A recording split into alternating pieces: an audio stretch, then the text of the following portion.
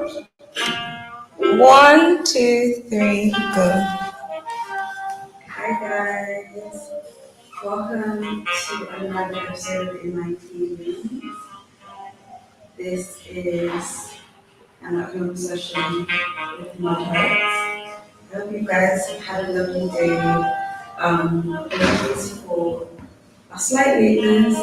We had a technical difficulty, but we're excited to bring you another episode of our poetry show, where today the theme will be forgiveness.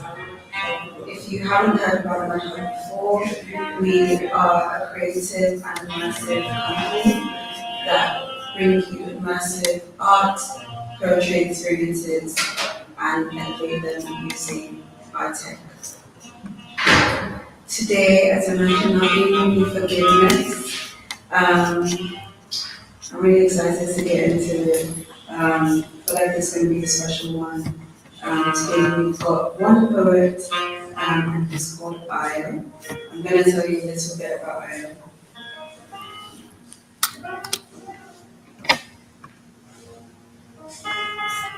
Io is a multi-dimensional creative with a focus on poetry, photography, and music. He is a co-director of the Reclaim Collective, a social enterprise focused on building and cultivating writing communities through their anthologies. The first titled On Blackness and Belonging, and the most recent To Fall In to the Earth, in addition to workshops and other social events that they run. Let's welcome Io to the stage. He's going to be reading us some of his heart-touching poetry.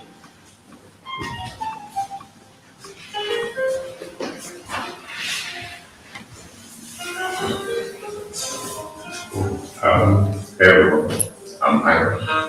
Thank you, that's such an introduction. So I'm going to forget what it is that I actually do. Okay. So I'm going to do the first piece, if this is the theme on forgiveness. This first piece, and you'll see a theme in each of them, is kind of different ways or different relationships that require forgiveness and different connections between forgiveness. So I'll put you guys in the first one, and I hope you guys enjoy it.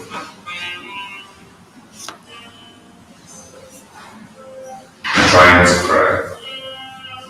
Like Jesus turned water to wine, perhaps the absence of tears was my miracle of watershed movements. Turn to the wine-red blood of sacrifice to make change and become more than in circumstances or those I wish I could shed a tear for. So instead, I shed skin because I am the man who snaked your way of life, so I wouldn't get caught up to you.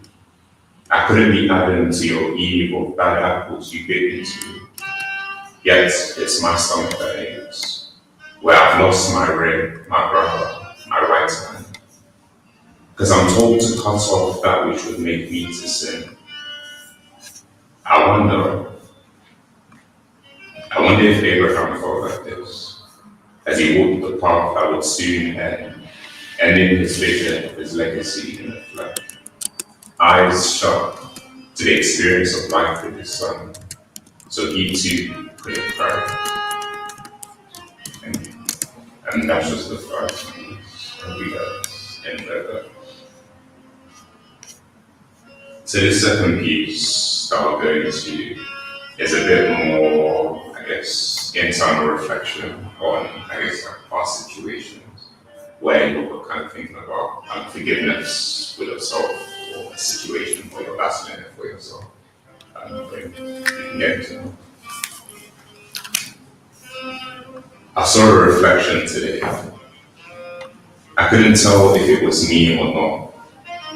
I ran by too quickly and its surface was in pieces.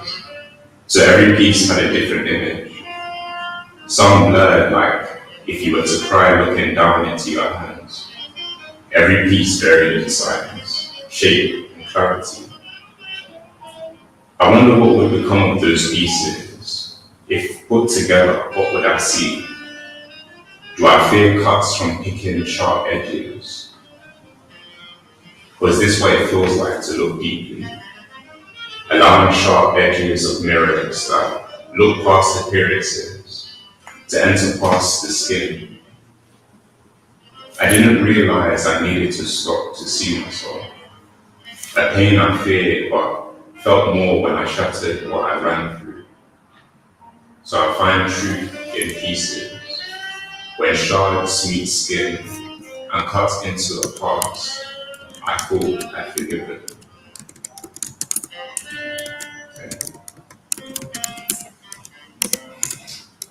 Going into this piece,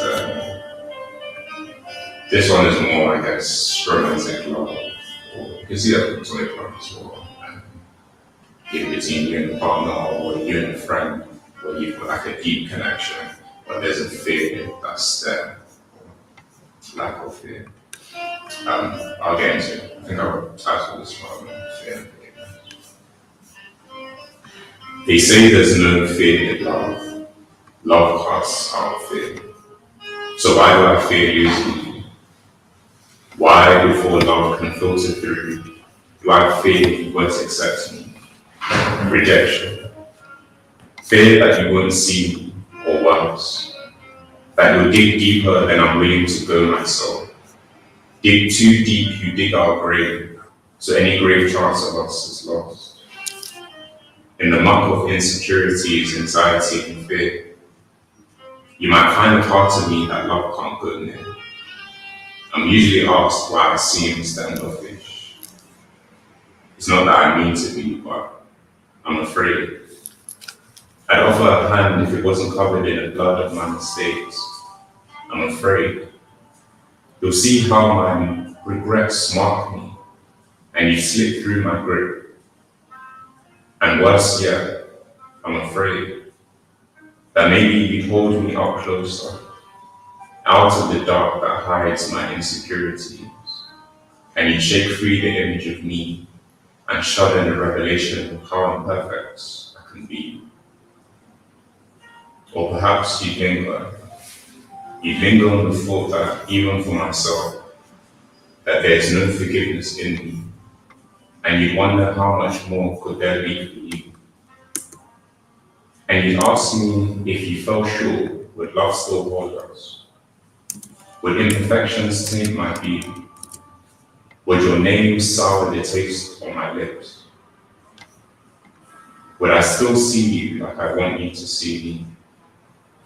Would love fall out of my heart if I leant over to pick up fear? Would I tap my pockets looking for trust I lost in you? And you'd ask me if I looked in the place I last had it, and I hesitate. I hesitate to return to where the hurt is housed, covered in shrubs, wallflowers, and vines, keeping hidden the forgiveness I want to give you.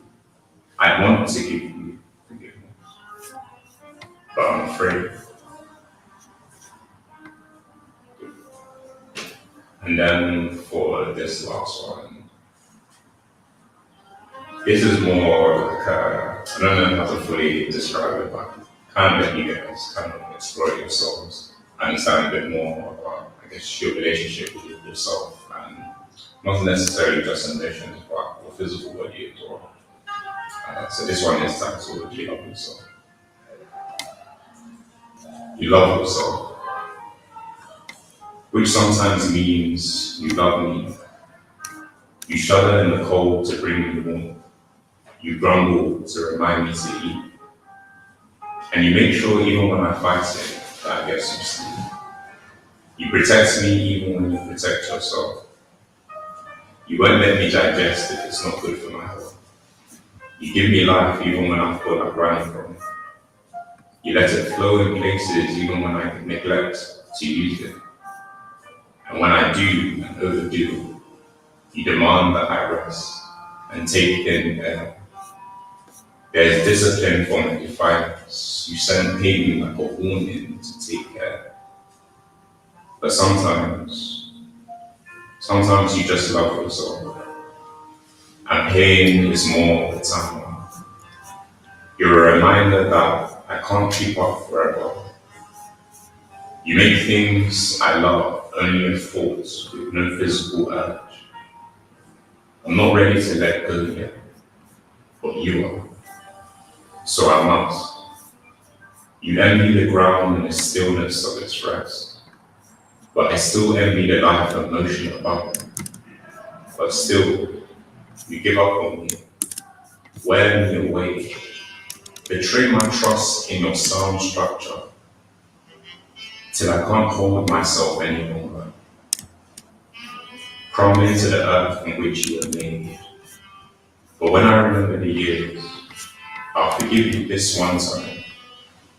You held us together, and when my mind held civil war,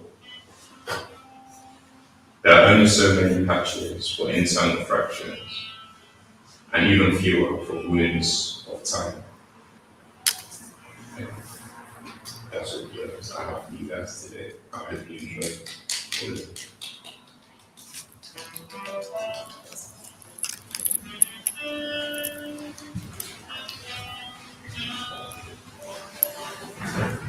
Thank you so much, Aya, for reading poetry and being so vulnerable and open with us. I hope everyone in the audience is feeling relaxed and you're getting in your feelings. We'd like to show you our QR code. We're going to flash it up on the screen. Get your phones out, facing the camera, and follow the link. Let us know how you're feeling today, what is forgiveness to you. Drop a word, a phrase that summarizes your view on forgiveness. Or tell us how your day has been. Tell us if you're happy or sad, you're emotional, frustrated, angry. Yeah, just get this on this.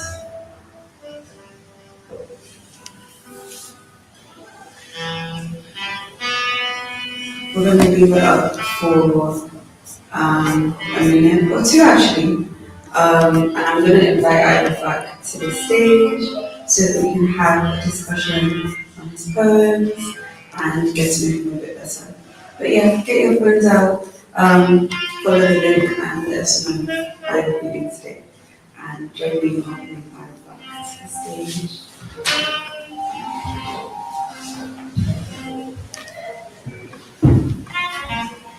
Hi.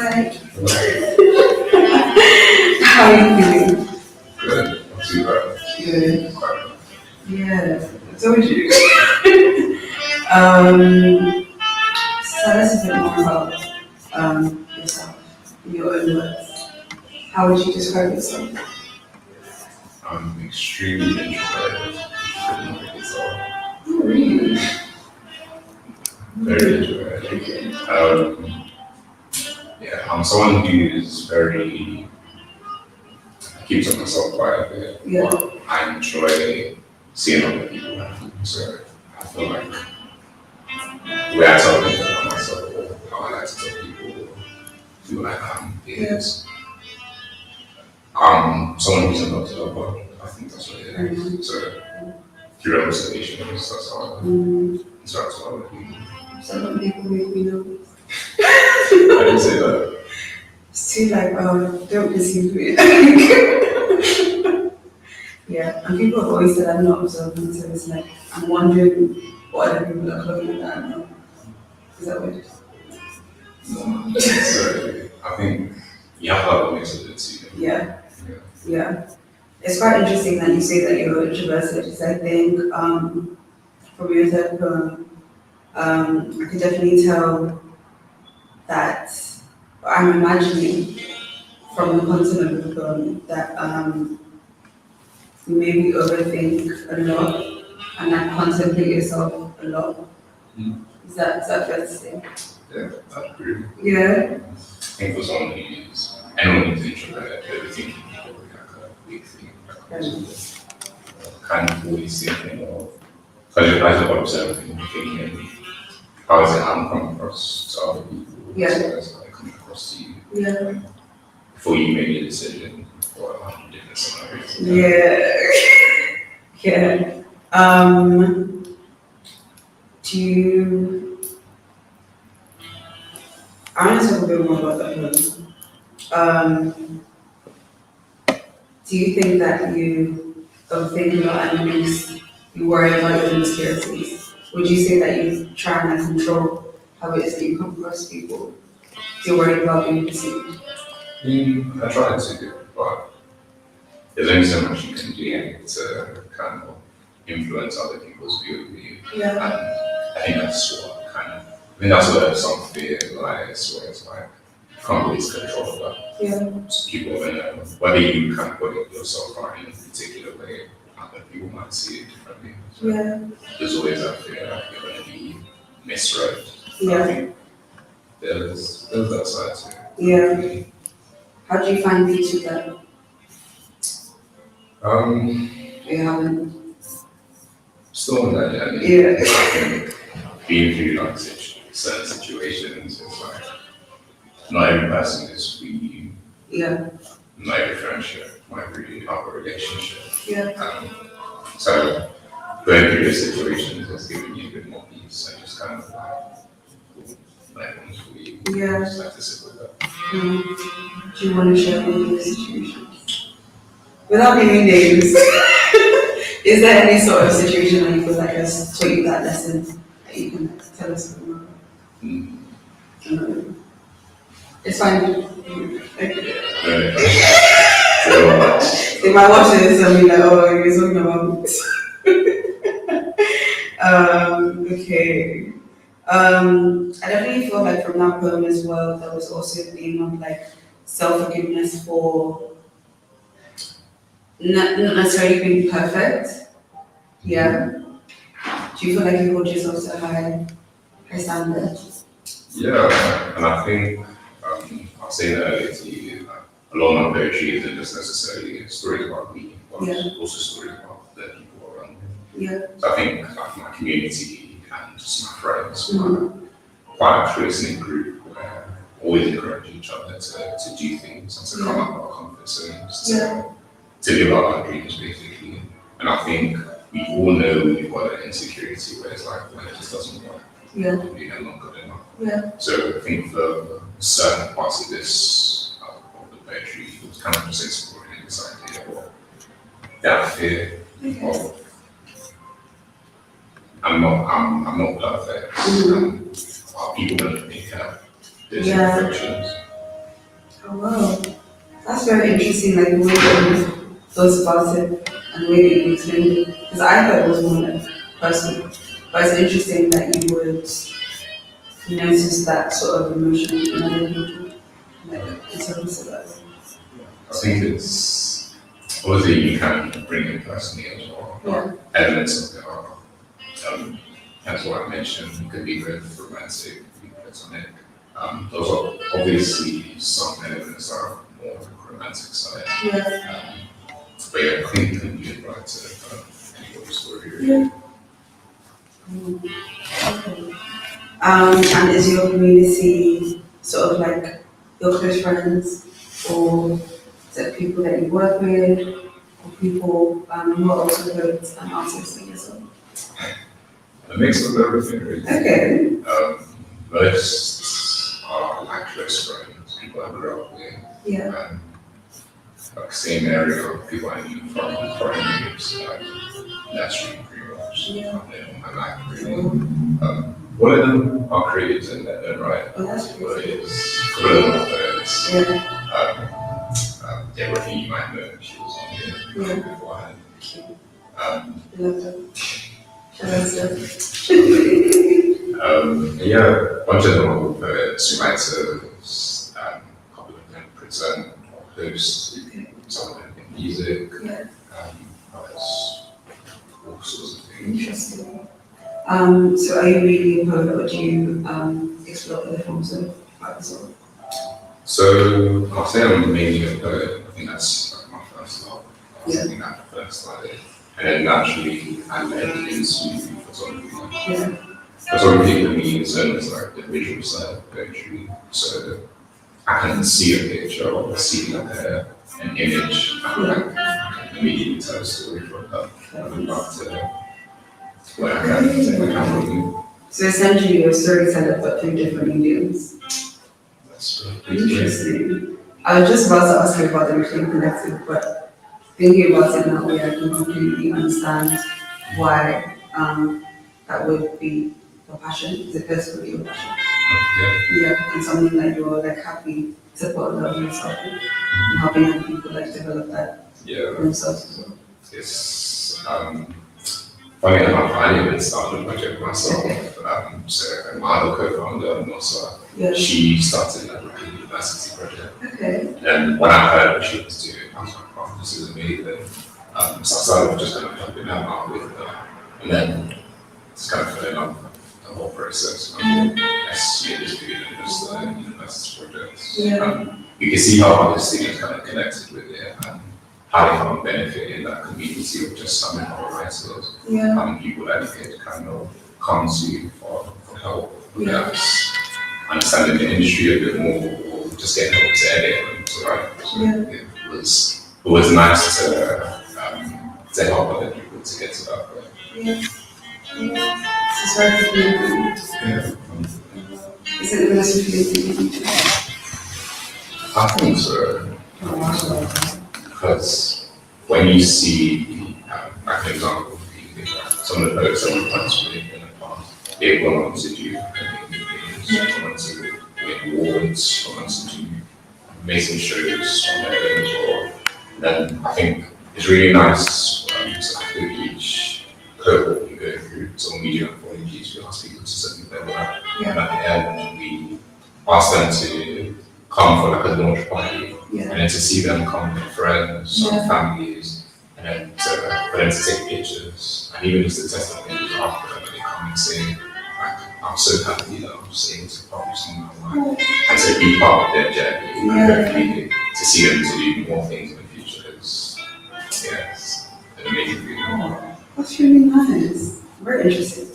How often do you have publishers, for anyone in the audience who's like interested in coming or like joining you guys? So I'm hopefully looking to do something in the summer,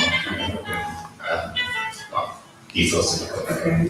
We did just recently do like a series of workshops with different poets that we interacted with. That went really well, and again, the attendees loved it.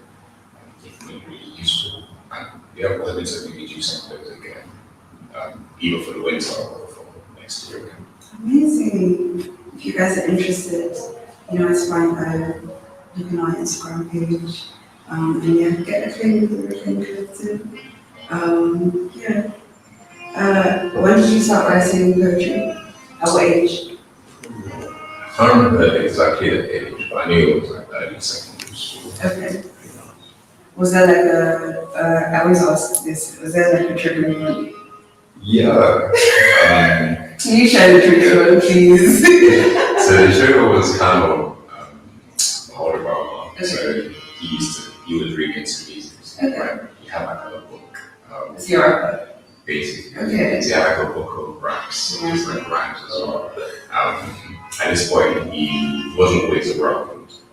He used to get in trouble quite a lot. So when he kind of went away for a little while, I found this book and I started reading it for myself. And obviously, he duped me in it, but I was more interested in the writing. Yeah.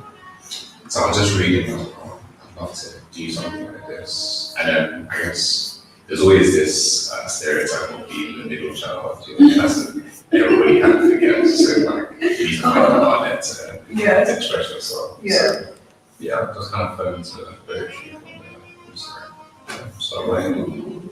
What was your first poem about? Do you remember? Your first couple of poems? First few were like about family, like my older brother. One I kind of remember the most that I think really got me into still a side story. But, a friend of mine passed away during secondary school. So the school asked me to write something for them. So I did. It felt good to be able to express myself in a way that I didn't feel like I could in our ways, Yeah. and then just to kind of voice everyone else's kind of thoughts in that moment. Yeah. So for me, it was like a real experience of seeing how words can affect other people in a form of art form. Yeah. Oh, I'm sorry. Very And your photography, what do you enjoy taking pictures of the most? everything really. I think landscapes in general. So I love street photography quite a lot. So like That's the observing excitement. pretty much yeah. So whenever I travel or I'm just kind of out on the street, I see like a landscape that I like, or I see just people interacting. Yeah. So it could be like a random person on the street and just playing music, someone juggling, or just interaction between parent and a child maybe. There's something about that movement that's like you need to capture this. Yeah. It tells a story that I think people can immediately just kind of connect with it and feel the emotion through that image. And it's like that's something I want to be able to show to the world. I feel like you say you're quite introverted, but like you share a lot of what you're passionate about through your work and your art. So it's like another form of expression. Yeah, for sure. Yeah. Wow. That's super interesting. I really enjoyed this conversation. I'm going to do 2 minutes to see what any questions to ask you.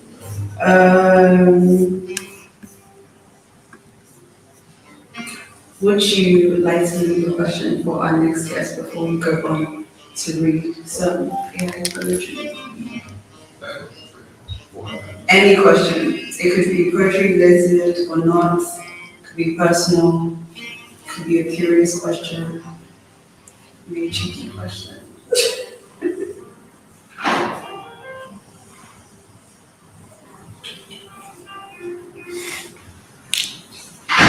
What is something you can do for yourself that you want to do? Oh, challenging. Such a deep question. Them on their toes. Oh my god. Can I ask you to answer that question? I mean, for the next person, I want to leave with the next person, but okay. I'll let my guest follow you and learn. Maybe someone will DM you and tell you what they think you could be doing. Or if they have a suggestion for the Clay Collective, is there something that they'd like to see you do or a certain event? Yeah, I'll leave the question for the next guest. I wanted to like give it back to you something. That's a very serious question to ask, but you're saved for me safety. Shout out to you. Okay, we're going to read some AI poetry in a minute. Can we please show the QR code again for anyone in the audience who missed it the last time? How are you feeling? What is forgiveness to you? Forgiveness is peace, absolutely love, freedom. What is forgiveness? One breath. Interesting.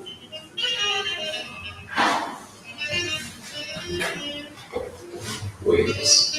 Waves. Okay. Practicing something. Really? Okay. Yeah. That's it. Process. It can definitely be a process. Yeah. It's nice that you say that because I think I'm sometimes a bit hard on myself. I'm like, oh, like I should let things go fast or like immediately. But yeah, some things just are how I feel. You never really don't always forget what it is that purpose. So it's like that process of forgiving can basically start again as soon as you remember basically. Yeah.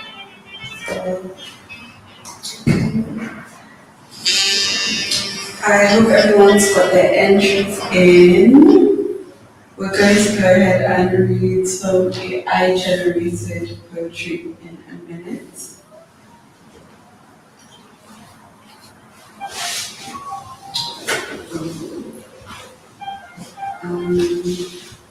Do you like to read it? No problem. This concept is really cool, by the way. Actually, Cool. Blossom, regenerative, regeneration, healing.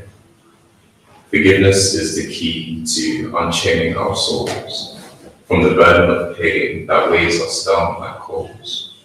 Like a flower in bloom, forgiveness lets us blossom. From the ashes of hurt, we rise up in awe. Rise up in awesome. It's the gift of regeneration that brings us back to life. From the depths of darkness, we emerge, no longer in strife. For forgiveness is the healing balm. Blessing from Gino. thank you, Gina. I really like that. Forgiveness is the key to unchaining our souls from the burden of pain that weighs us down like coals. Amen. Yeah, definitely. Sometimes forgiveness is also about freeing yourself. I mean, it's nice for the other person, but it's about letting dead weight go of your mind and not being burdened by pain and suffering over something that is in the past. A lot easier said than done, but yeah. Okay. I'm wondering if you have time for one more. We could do it. One more, no? Okay, guys. I hope that you've enjoyed today's show. Again, I'm apologizing for the technical delays, but hope you've enjoyed getting in your feelings with us today, learning a bit more about Aya, and I hope you've enjoyed his poetry. Thank you again for coming on and for sharing this space with us. I hope you've had a good time today. Enjoyed your evening. Yeah. Thank you guys. Have an amazing rest of the night. Happy Wednesday. Hope you sleep well tonight. And we'll see you again soon for another episode of the Night Feelings. Be sure to follow us on Instagram, on our TikTok. Follow our Eventbrite page so that you can see when the next event goes live. And subscribe to our YouTube channel. We will see you again very soon. Good night. Bye.